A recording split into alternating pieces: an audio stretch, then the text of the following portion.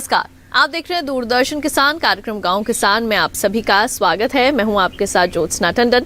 गांव किसान एक ऐसा कार्यक्रम है जिसमें हम आपको खेती किसानी और पशुपालन से संबंधित तमाम जानकारियां देते हैं, साथ ही आपकी मुलाकात करवाते हैं एक ऐसे कामयाब किसान से जो कि आज दूसरे किसानों के लिए मिसाल बन चुके हैं। तो आइए अपने आज के गाँव किसान कार्यक्रम की शुरुआत करते हैं।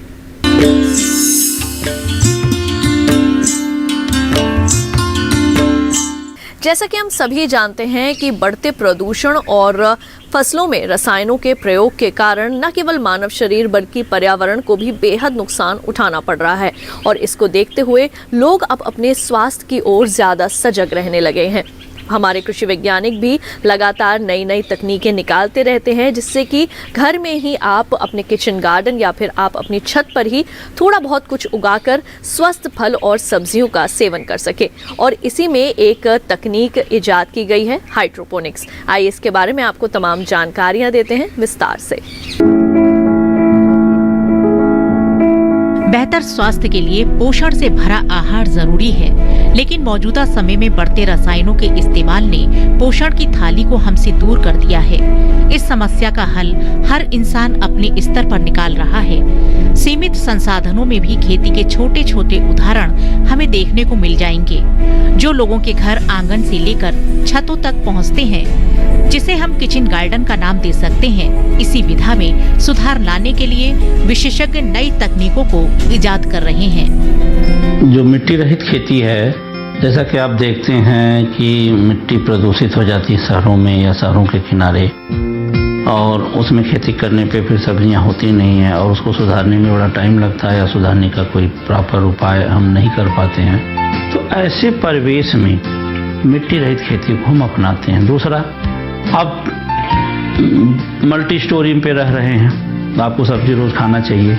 तो अगर आपके बालकनी में धूप आती है, अच्छी तरह बालकनी ठीक ठाक है, अगर 20-25 गमले लगने लायक हैं, तो मैं कहूँगा कि आप 10 से 15 किलो मिट्टी वाला या बड़ा गमला जो बोलते हैं, बहुत बड़ा नहीं लेकिन मध्यम वाला, जो आपका 1.5 फुट के करीब लंबा हो और 1.5 फुट के करीब चौड़ा हो, इस तरह से। तो गमले खेती को बढ़ावा देने का हम वैज्ञानिकों का ये प्रयास है कि कम से कम आप कुछ तो अपने घर को सब्जी उगाएं, ताजी सब्जियां खाएं, जिससे आपके पोषक तत्व की जो निर्भरता है आपके शरीर में अच्छी बनी रहे। फसल उगाने के लिए सबसे जरूरी होता है मिट्टी या जमीन का होना, लेकिन आधुनिक तकनीकों ने इन सीमाओं के परे काम करना शुरू कर दिया है और उसी का नतीजा है हाइड्रोपोनिक खेती। इसे 2 तरह से किया जा सकता है, पहला घोल विधि और दूसरा माध्यम विधि। घोल विधि में पौधों को बिना खेत में लगाए केवल पानी और पोषण तत्वों की मदद से उगाया जाता है। इस तकनीक से नियंत्रित जलवायु में बिना मिट्टी के पौधे उगाए जाते हैं। वहीं माध्यम विधि से मिट्टी की बजाय नमी बनाए रखने के लिए बालू, धान की भूसी, कोकोपीट और पौधों के अपशिष्ट का इस्तेमाल किया जाता है।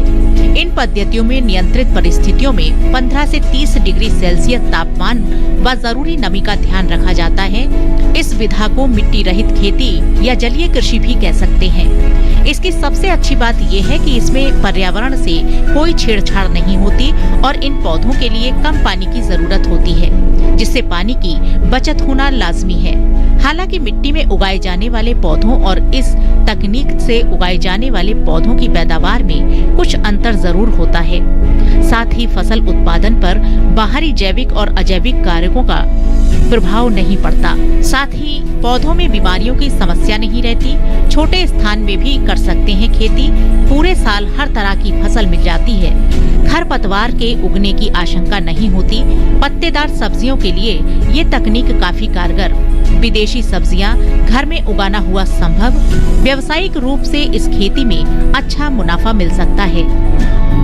मिट्टी का बिल्कुल उपयोग नहीं करते हैं, तो मृदा रहित खेती में हम विभिन्न तरह के जो माध्यम होते हैं उनका उपयोग करते हैं, जिसमें हम कोकोपीट, वर्मीकुलाइट, परलाइट, इसके अलावा राकूल, लकड़ी का बुरादा, वर्मी कंपोस्ट, इन सब चीज़ों को प्रयोग करते हैं, जबकि हम उस मिट्टी का कोई भी उपयोग नहीं करते हैं। इसमें आप देख सकते हैं कि ये लेट्यूस जो फसल उगाई गई है, इसमें परलाइट, वर्मीकुलाइट और कोकोपीट को विभिन्न अनुपात में लगाकर ये फसल उगाई गई है। तो यहाँ पर हम संरक्षित कृषि प्रौद्योगिकी केंद्र में पालक, चौलाई, लेट्यूस, पाक चोय या पार्सले, लीक या दूसरी अन्य जो विदेशी सब्जियां हैं उनको इसमें उगाते हैं। और हमारा मकसद ये था कि जो नगरीय खेती, उपनगरीय खेती हो रही है तो अधिक से अधिक उसको बढ़ावा मिले, और जो आम जनता है, उस जो फ्लैट्स में लोग रहते हैं, तो वो उनको एक सुरक्षित सब्जी इस माध्यम से मिल सके। और क्योंकि इसका वजन भी बहुत कम होता है, इसलिए आप बालकनी में, जिनके पास भी थोड़ा सा भी जगह है, वो जो उसकी पत्तेदार सब्जियों की खेती है वो आराम से कर सकते हैं, और उससे जो है अपने जो रोज की उनकी जरूरतें हैं उनको पूरा कर सकते हैं। हाइड्रोपोनिक खेती अभी ज्यादा प्रचलन में नहीं आई है, लेकिन ये उन स्थानों के लिए बहुत लाभकारी है जहां पानी और जमीन की कमी रहती है। ऐसे स्थान में हाइड्रोपोनिक तकनीक का इस्तेमाल कर बढ़िया मुनाफा कमाया जा सकता है। साथ ही किसानों को इस विधा में प्रशिक्षित कर उनकी आय में भी इजाफा किया जा सकता है। तो अभी आपने देखा सेगमेंट खेती किसानी। इसके साथ ही कार्यक्रम गांव किसान में वक्त हो चला है एक छोटे से ब्रेक का। जल्द लौटेंगे वापस अपने अगले सेगमेंट के साथ। आप देखते रहिए दूरदर्शन किसान।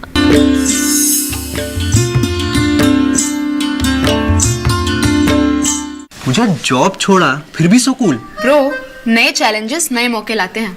अच्छा, सीरियसली राहुल, मेरा पूरा घर now it's an online retail store. देख, वाओ, लेकिन पैसे? कुछ साल पहले दिवाली बोनस को इन्वेस्ट किया था। और अब तो है LIC का यूलिप प्लान निवेश प्लस। एक बार इन्वेस्ट करो, इंश्योरेंस से सुरक्षा का लाभ और मार्केट की बढ़त का फायदा दोनों पाओ। One sec Rahul. Madam, you are double cool.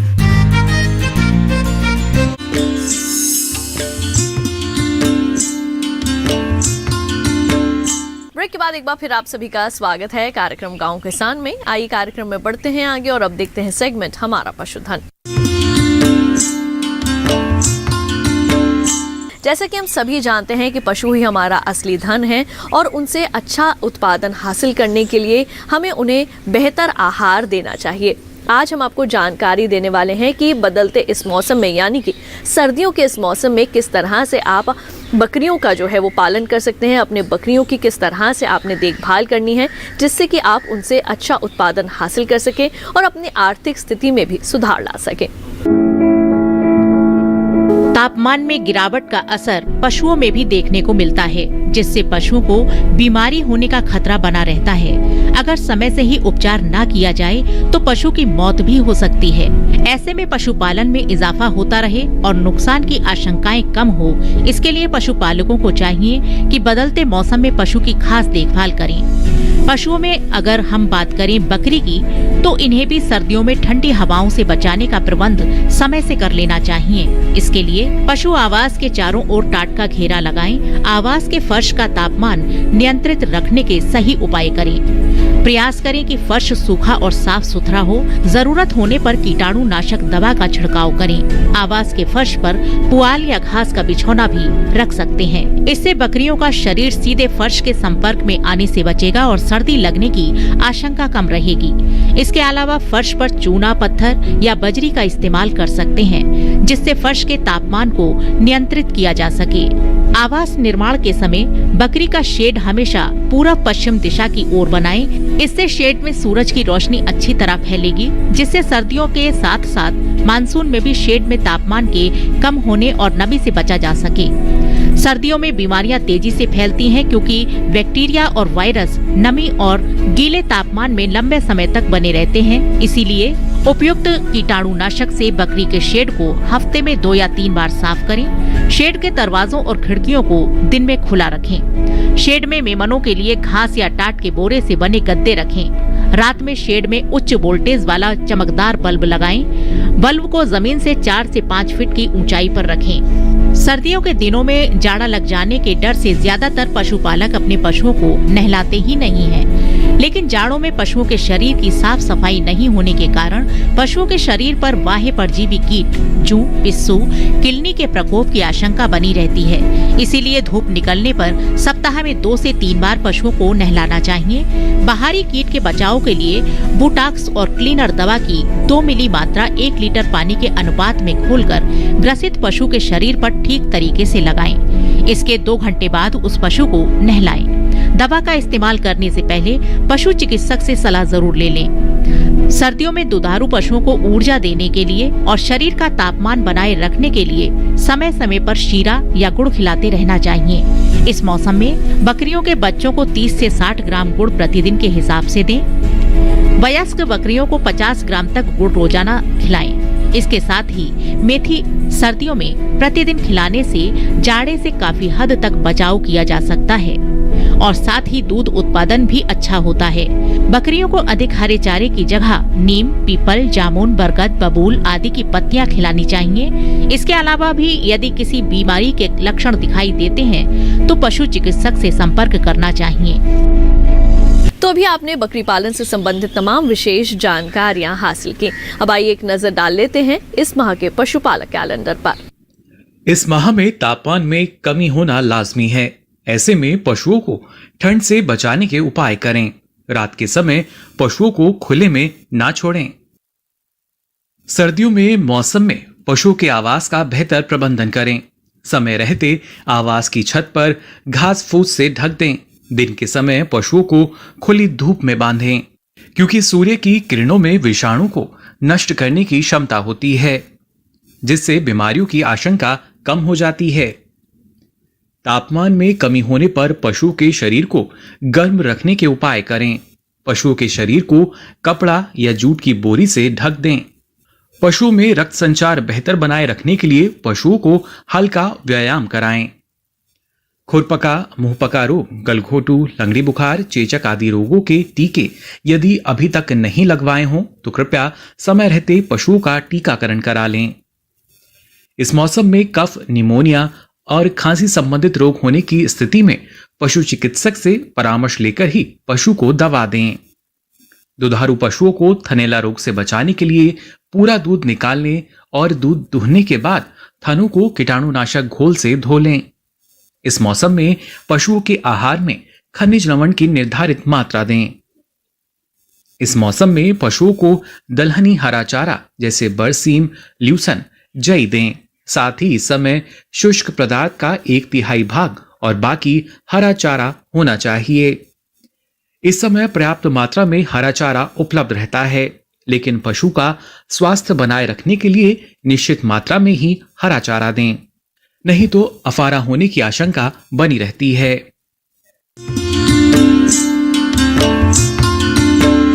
कार्यक्रम गांव किसान में वक्त हो चला है एक और छोटे से ब्रेक का। जल्द लौटेंगे वापस और मिलवाएंगे आपको आज के सफल किसान से। कहीं मत जाइए, देखते रहिए हमारा कार्यक्रम गांव किसान।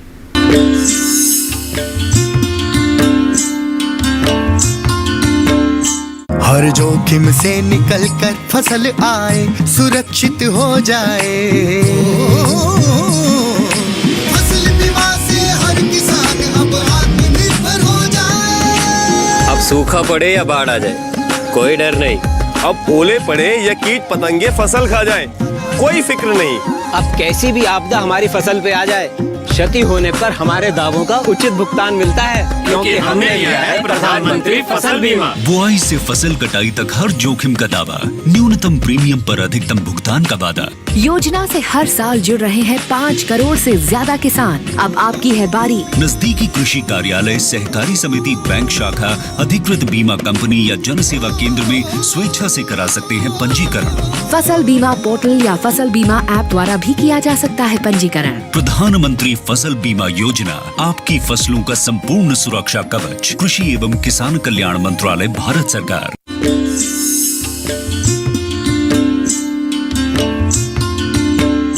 ब्रेक के बाद एक बार फिर आप सभी का स्वागत है कार्यक्रम गांव किसान में। आइए कार्यक्रम में बढ़ते हैं आगे और अब देखते हैं सेगमेंट कामयाब किसान की दास्तान।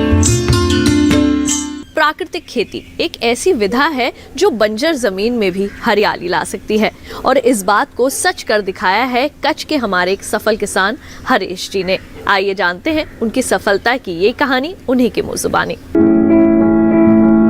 कच्छ के एक किसान जिन्होंने हर उस फसल की पैदावार ली है जो वहाँ की मिट्टी में उगाना बेहद कठिन और लेकिन उन्होंने चुनौतियों को स्वीकार किया और हर समस्या का समाधान निकाला, वो भी प्राकृतिक पद्धति को अपनाकर। और परिणाम ये है कि आज वो अपने खेतों में स्ट्रॉबेरी, ड्रैगन फ्रूट, खारेक, अनार, आम, केला और सब्जी फसलों की पैदावार ले रहे हैं और वो भी प्राकृतिक तरीके से। करीब 1200 एकड़ में फैला उनकी कृषि का दायरा कामयाबी की कहानी खुद बयां कर रहा है। इसीलिए वहाँ के ज्यादातर किसान खारेक की बागवानी करते हैं। इन्हीं किसानों में से एक है हरेश भाई ठक्कर, जिन्होंने 1 एकड़ में करीब 50 पौधे लगाए। पैदावार अच्छी मिले इसके लिए वो हर छोटी लेकिन जरूरी बात का ध्यान रखते हैं। वो बताते हैं कि खारेक के प्रति पौधे को 900 फीट की जगह की जरूरत होती है और करीब 3 साल बाद पैदावार मिलने लगती है।